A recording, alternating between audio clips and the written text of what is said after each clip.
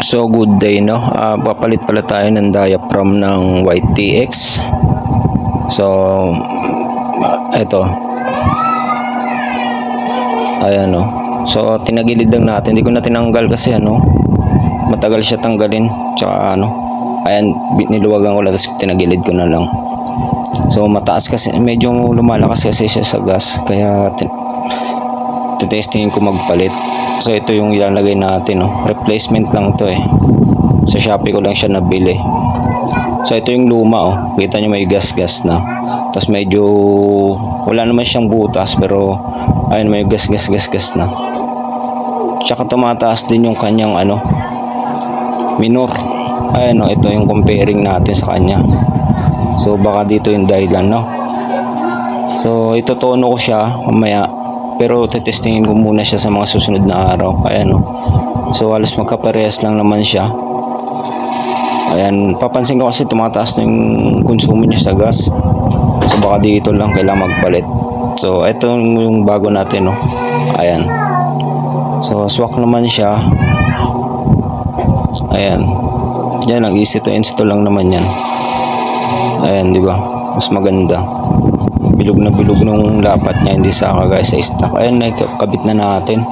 So tetestingin natin.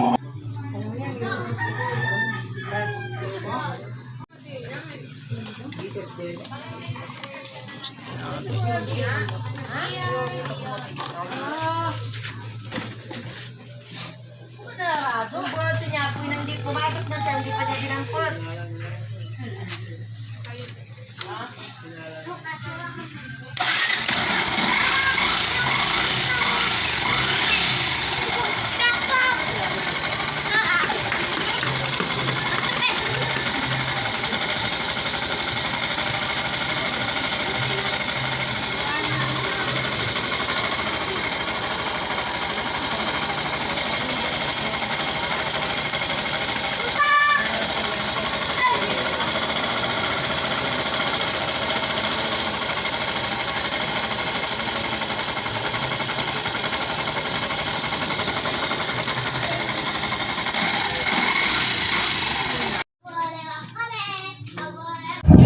So dito, chinek ko na rin yung kanyang spark plug, no. So ayun, medyo kalawang. Ito yung spark plug ng stock.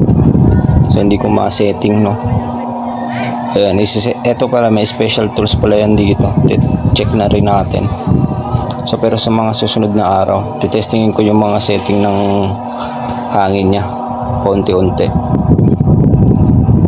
So ayun lang.